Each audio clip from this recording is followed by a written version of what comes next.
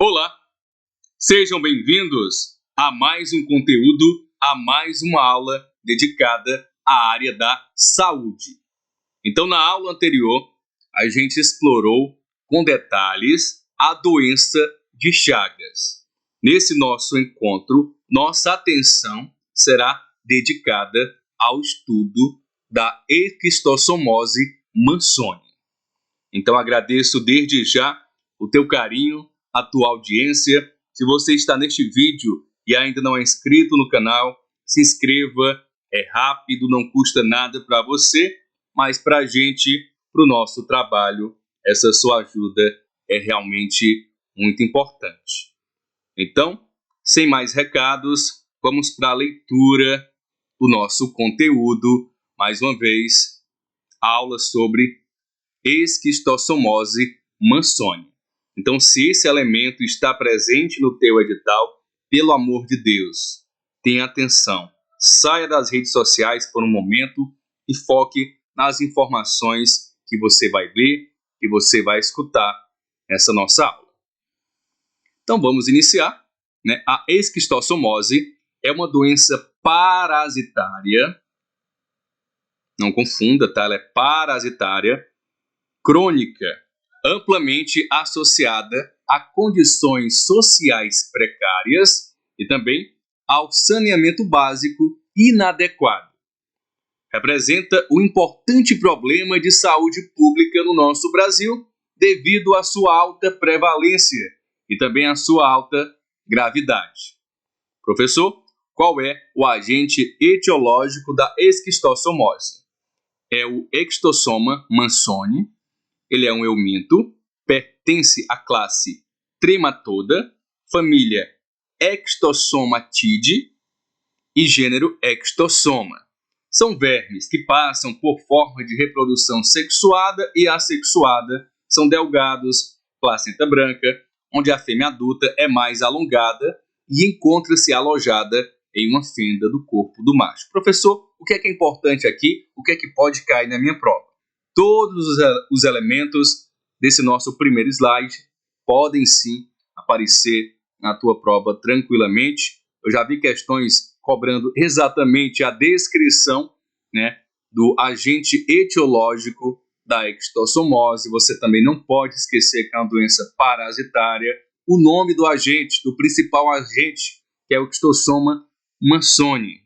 Então são elementos que você deve ler, reler, e você só consegue reter todas essas informações através da prática e a resolução de questões. Não tem muito segredo. Você estuda para se preparar, tá bem? E responde questões para internalizar e identificar mais elementos, mais informações que ainda podem não ter entrado no teu radar. Quais são os hospedeiros, professor? Eu tenho basicamente dois. Eu tenho o hospedeiro definitivo e o hospedeiro intermediário. Então, quando eu falo do ser humano, ele é o principal hospedeiro definitivo do Esquistossoma mannsoni. É nele, no ser humano, que o parasita desenvolve a forma adulta e se reproduz sexuadamente, gerando ovos que são disseminados no meio ambiente por meio das fezes, ocasionando a contaminação das coleções hídricas. Outros animais, como primatas, marsupiais, ruminantes, roedores e lagomorfos, são considerados hospedeiros permissivos ou hospedeiros reservatórios, embora sua participação na transmissão e na epidemiologia da doença não esteja bem definida. Então, vamos lá. Hospedeiro definitivo é o ser humano. O ciclo biológico do Esquistossoma mannsoni depende da presença de quem? Do hospedeiro intermediário no meio ambiente. Os caramujos, gastrópodes aquáticos, pertencentes à família Planorbidae e do gênero Bionfalaria, são os organismos que possibilitam a reprodução assexuada do euminto. As espécies Bionfalaria graubata, Bionfalaria straminha, Biofalaria tenagófila estão envolvidas na transmissão da extossomose no Brasil, com registro de distribuição desses caramujos em 24 estados, principalmente nas regiões Nordeste, Sudeste e Centro-Oeste. Então a gente para aqui para respirar diante de tanta informação, de tanto elemento essencial nessa nossa preparação, nessa nossa jornada rumo à classificação. Você tem que identificar, saber diferenciar o hospedeiro definitivo do intermediário. Lembrando que no hospedeiro definitivo é onde há a reprodução sexuada. No hospedeiro intermediário, que no caso aqui são os caramujos, do gênero Bionfalaria, a reprodução é assexuada. Professor, preciso memorizar essas espécies de caramujos que estão envolvidas na transmissão da doença no Brasil? É pedir demais, é bem complicado a gente estar memorizando tanto elemento, tanto detalhe, porque no nosso edital não vai cair só extossomose. São várias doenças, são vários conteúdos, e vários conteúdos também cheio de tópicos, subtópicos. Então o que eu posso fazer? Eu posso fazer a leitura, a releitura. E não tem segredo. Se aparecer em uma questão, eu espero que na hora o teu cérebro seja capaz de retornar à tua biblioteca mental e resgatar esses nomes, esses termos. Mas como eu falei, é essencial tu praticar, é essencial tu resolver questões. Eu, particularmente, não vi nenhuma questão até hoje cobrando exatamente o nome das espécies. O gênero, sim. A família, sim. O gênero, o nome das espécies específicas, Graubrata, Straminha, Tenagófila, eu realmente não vi. Não vou mentir para você, jamais apareceu. Transmissão. A esquistossomose ela é adquirida pelo ser humano através da penetração ativa da cercária na pele. Após a infecção, as cercárias se desenvolvem em uma forma parasitária primária chamada de extossômulo.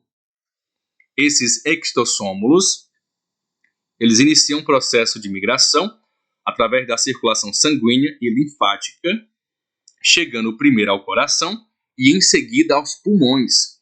Finalmente, eles atingem o fígado, onde evoluem para formas adultas. Nos vasos portais mesentéricos, ocorre a acomodação da fêmea no canal ginecóforo do macho, resultando em reprodução sexuada e também na postura de ovos. Uma parte dos ovos da extossomose alcança o lumen do intestino e é eliminada nas fezes. No ambiente aquático ocorre a eclosão dos ovos, liberando uma forma ativa chamada de miracídio, que é capaz de infectar o hospedeiro intermediário. Esses miracídios apresentam locomoção direcionada aos molúsculos, e sua sobrevivência depende do encontro com esse hospedeiro. Após a penetração dos caramujos, inicia-se um complexo processo de alterações morfológicas que resultará na formação das cercárias. Então a transmissão está bem detalhada, não tem muito segredo, não tem muito o que ser explicado aqui, é só ler e reler. E lembrando que todo esse processo o conteúdo que você encontra aqui, ele é fruto de muita pesquisa, de muito trabalho, tem muita pré-produção antes sequer de eu chegar no computador para gravar a aula, para gravar o conteúdo. Então, vez ou outra, aparece alguém, professor, você só está lendo, lê, até eu consigo ler, professor. Mas a pessoa não vê tudo que está por trás, o conteúdo já vem mastigado, já vem do jeitinho que precisa chegar para você, para que você consiga fazer uma boa prova, para que você consiga ter um bom proveito do teu tempo. O que é que vai adiantar? Assistir 1 hora ou 2 horas de aula, tanta informação, aí muito do que está em algumas aulas não aparece, não surge, não vou estar trazendo conversa paralela sobre o meu trabalho, só se realmente for muito necessário, porque a minha opinião, a sua opinião, a minha experiência, a tua experiência dentro do trabalho, dentro de algumas situações, pouco vão servir para a prova, para a resolução das questões. Essa é que é a dura realidade. A gente tem que ser sincero. A gente vai para uma prova tradicional, super tradicional, disputar com pessoas que também, os melhores, estudaram nesse processo de pedagogia tradicional, lendo, relendo, assistindo aula, resolvendo questões. Então a gente tem que se preparar dessa forma também. A prova não vai cobrar a tua opinião, não vai cobrar o teu achismo, não vai cobrar a tua experiência. Ela vai cobrar o que está nos manuais do Ministério da Saúde, que é justamente o que eu trago aqui. Tá bem? Você concorda ou não? Não deixe de comentar ao final do vídeo. Então vamos trazer aqui outros elementos essenciais e que despencam em provas. Eu já vi mais de uma vez, bem mais do que de uma vez. Mais de uma vez, né? Na verdade, talvez 5, 6, 7 questões envolvendo esses elementos. Incubação, transmissibilidade e suscetibilidade. Atenção a cada um deles. O período de incubação da Ectossomose mannsoni varia de 2 a 6 semanas. 2 a 6 semanas após a infecção. Durante esse período, que compreende desde a penetração das cercárias na pele até o aparecimento dos primeiros sintomas, é possível que ocorram sintomas inespecíficos, como astenia, cefaleia, anorexia, mal-estar e náusea. A transmissibilidade da esquistossomose mannsoni inicia de 5 semanas após a infecção. Transmissibilidade. Nesse período, o hospedeiro definitivo, que a gente já viu, é o ser humano. Ele elimina os ovos viáveis do parasita Ectossoma mannsoni por meio das fezes. E essa eliminação pode persistir por 6 a 10 anos, podendo se estender por mais de 20 anos. Já os caramujos hospedeiros intermediários, eles começam a liberar cercárias de 4 a 7 semanas após serem infectados pelos miracídios. A suscetibilidade à ectossomose é generalizada, afetando todas as pessoas. No entanto, evidências indicam que a maioria dos indivíduos expostos em áreas hiperendêmicas desenvolvem certo grau de resistência à doença. Essa resistência variável resulta em muitos indivíduos continuamente expostos, não apresentando infecções com altas cargas parasitárias, o que reduz o número de casos graves em relação ao total de portadores. Ah, professor, tem muito número, e onde tem número tem questão de prova, não tem segredo, não adianta fugir. Incubação, vamos lá, de 2 a 6 semanas. 2 a 6 semanas, incubação. Transmissibilidade, você começa a eliminar ovos viáveis pelas fezes a partir de 5 semanas após a infecção. 5 semanas. Essa eliminação pode durar de 6 a 10 anos, mas pode também se estender por mais de 20 anos. E eu tenho a transmissibilidade também do hospedeiro intermediário, que são os caramujos. Eles liberam as cercárias de 4 a 7 semanas. E a suscetibilidade, né? Todas as pessoas podem ser afetadas pela doença. Manifestações clínicas. Eu tenho a fase inicial e a fase tardia. Vamos focar agora na fase inicial da doença. As manifestações clínicas, os sintomas da ectossomose mannsoni, elas variam de acordo com o estágio de desenvolvimento do parasito no hospedeiro. Muitas pessoas infectadas podem permanecer assintomáticas, dependendo da intensidade da infecção. A doença é classificada em 2 fases principais, a fase tardia, fase inicial, e a fase tardia. Na fase inicial, predominam as manifestações alérgicas, como dermatite cercariana e febre de Katayama, que surgem logo após a penetração das cercárias na pele.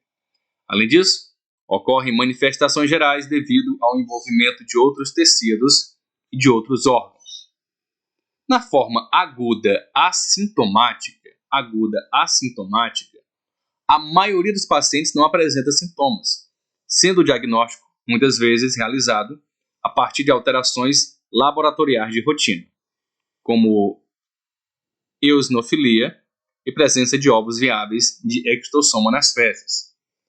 Já na forma aguda sintomática, os pacientes podem apresentar lesões pruriginosas na pele, semelhantes à picada de inseto, que duram até 5 dias após a infecção, além de febre, linfadenopatia, cefaleia, anorexia, dor abdominal e, com menos frequência, diarreia, náusea, vômito e tosse seca.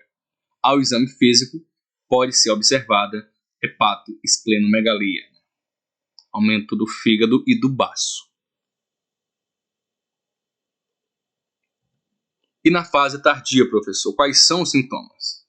A fase tardia da extossomose Mannsoni inicia-se a partir dos 6 meses após a infecção e pode durar vários anos. Nessa fase, podem surgir sinais de progressão da doença em diversos órgãos, chegando a atingir graus extremos de severidade. Os sintomas variam de acordo com a localização e a intensidade do parasitismo, da capacidade de resposta do indivíduo e do tratamento instituído. As principais formas clínicas crônicas incluem hepatointestinal, forma hepática, hepatoesplênica compensada, hepatoesplênica descompensada, pulmonar, e a forma pseudoneoplásica. Além disso, a extossomose pode acometer outros órgãos, como genitais femininos, os testículos, a pele, a retina, a tireoide e o coração. Uma forma grave é a neuroextossomose, que pode produzir paralisias, especialmente dos membros inferiores. Aqui eu tenho muito termo técnico, esses termos técnicos de fato não surgem em provas de nível médio, exceto para o cargo de técnico de enfermagem.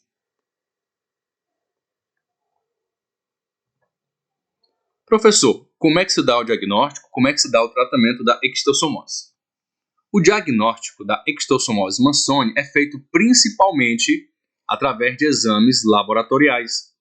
O histórico do paciente, incluindo ter vivido ou frequentado áreas endêmicas, auxiliam-se na investigação. O diagnóstico confirmado é realizado pela detecção de ovos do parasita nas fezes, utilizando métodos como CATO-CATS e a sedimentação espontânea. Professor, esse termo CATO-CATS surge na prova? Não, né? Aparece sim. Eu já vi em prova de nível médio esse termo, mas bem tranquilo.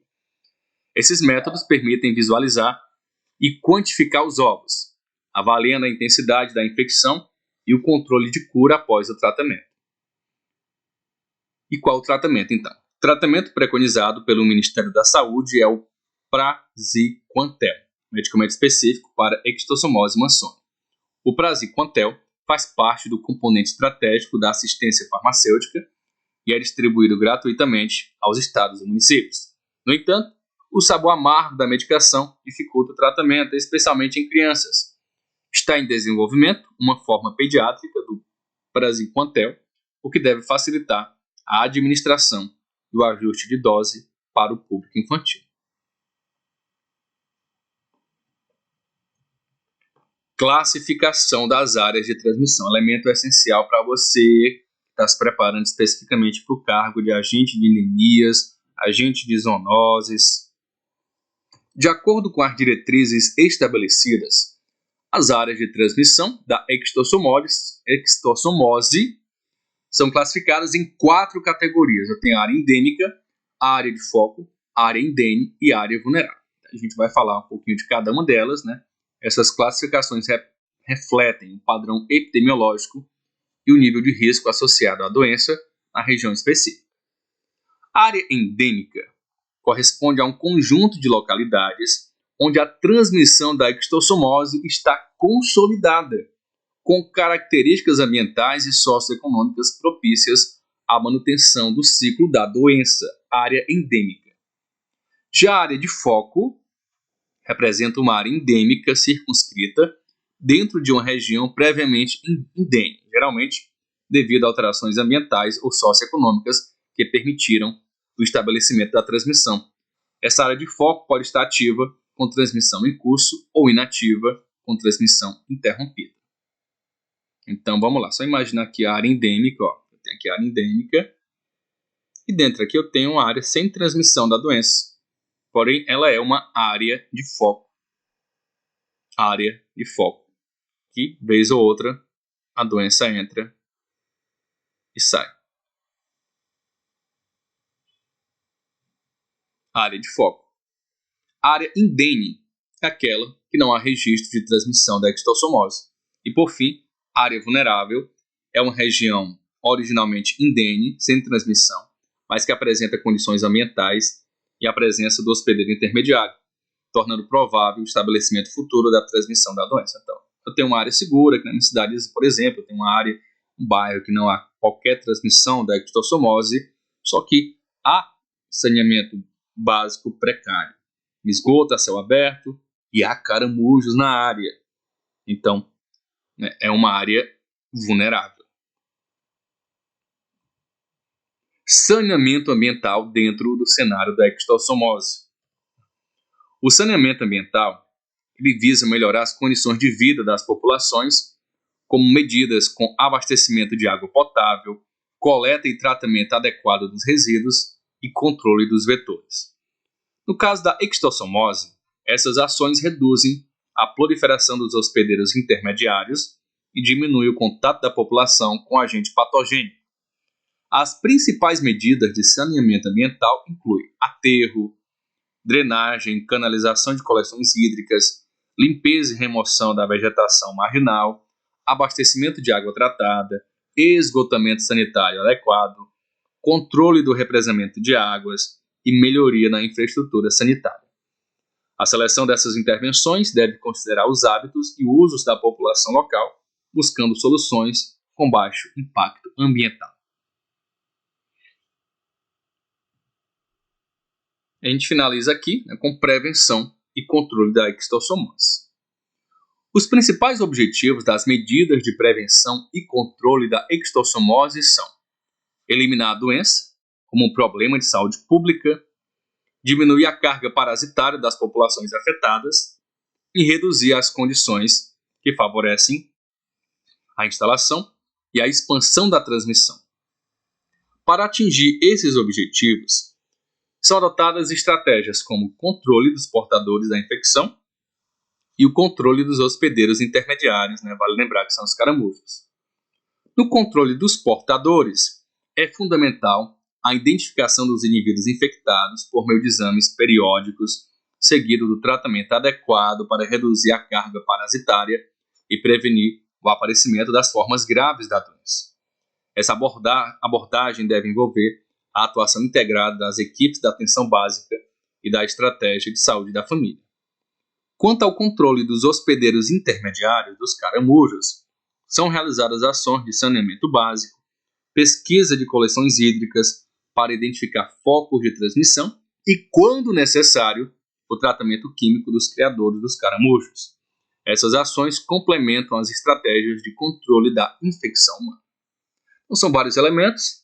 Eu abordei essencialmente o que cai na prova, o que vai surgir no teu concurso de agente de anemias e agente de saúde. Agradeço a tua atenção, o teu carinho. Aqui estão as fontes utilizadas e consultadas para a construção de todo esse nosso conteúdo. Vou destacar aqui a principal fonte, inclusive, que é o Guia de Vigilância Epidemiológica de 2024. Então, um grande abraço, até um próximo vídeo. Se não é inscrito, se inscreva. Valeu!